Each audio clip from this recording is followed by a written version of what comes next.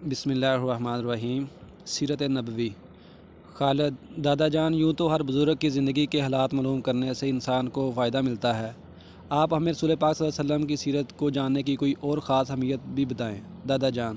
اس بات کو اچھی طرح سمجھ لو کہ رسول پاک صلی اللہ علیہ وسلم کی سیرت کو سمجھ لینا کسی دوسرے بزرگ کی سیرت کو سمجھ لینے کی مانند نہیں ہے، چاہے وہ کتنا بڑا آدمی ہو، کیونکہ ہر مسلمان پر لازم ہے کہ وہ اس کام کو کرے جس کا حکم رسول پاک صلی اللہ علیہ وسلم نے دیا ہے، اور ہر اس کام سے دور رہے جس سے آپ نے منع فرمایا ہے، کیونکہ آپ صلی اللہ علیہ وسلم نے ہر ایک حکم اللہ کی طرف سے دیا ہے، اس لیے آپ کی اطاعت اللہ کی اطاعت ہے۔ ایسی فرما برداری رسول پاک صلی اللہ علیہ وسلم کے سوا کسی انسان کا حق نہیں ہے، چاہے وہ کوئی بھی ہو اور لوگ اسے کتنی ہی بڑا آدمی کیوں نہ سمجھتے ہوں۔ اللہ تعالیٰ نے ارشاد فرمایا، ترجمہ: جس نے رسول پاک صلی اللہ علیہ وسلم کی اطاعت کی اس نے بلا شبہ اللہ کی اطاعت کی۔ اور فرمان الہی ہے، اے ایمان والو، اللہ اور اس کے رسول کا حکم مانو، جس وقت رسول پاک صلی اللہ علیہ وسلم کو اس کام کی طرف بلائیں جس میں تمہاری زندگی ہے۔ اس آیت کریمہ سے ظاہر ہوتا ہے کہ مسلمان کی صحیح زندگی رسول پاک صلی اللہ علیہ وسلم کی تابعداری میں ہے۔ راشد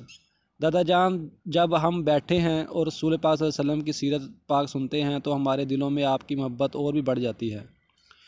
اور آپ کی محبت کے ساتھ ساتھ اللہ تعالیٰ کی محبت بھی بڑھ جاتی ہے، جس نے ایسا سب سے اعلیٰ نبی رسول پاک صلی اللہ علیہ وسلم ہماری ہدایت اور رہنمائی کے لیے بھیجا، تاکہ ہم ان کی لائی ہوئی شریعت اور سنت، ان کی پاک سیرت پر عمل کر کے اللہ تعالیٰ کے سچے بندے بنیں، جس کے نتیجے میں ہم سے راضی ہو اور ہمیں دنیا اور آخرت میں کامیابی عطا فرمائے اور ہمیں راحت ابدی کے مقام جنت میں داخل کرے۔ دادا جان: راشد، تم نے بالکل صحیح کہا، سیرت نبوی کو سننے سے دلوں میں رسول پاک صلی اللہ علیہ وسلم کی اور اللہ تعالیٰ کی محبت بڑھتی ہے، لیکن یہ بھی یاد رکھنا چاہیے کہ سچی محبت وہی ہے جو انسان کو اللہ تعالیٰ کی اطاعت اور فرما برداری کے لیے تیار کرے۔ اللہ تعالیٰ کا فرمان ہے، اے نبی، لوگوں سے کہہ دو کہ اگر تم حقیقت میں اللہ سے محبت رکھتے ہو تو میری پیروی اختیار کرو، اللہ تم سے محبت کرے گا اور تمہاری خطائیں معاف فرمائے گا، وہ بڑا معاف کرنے والا اور مہربان ہے۔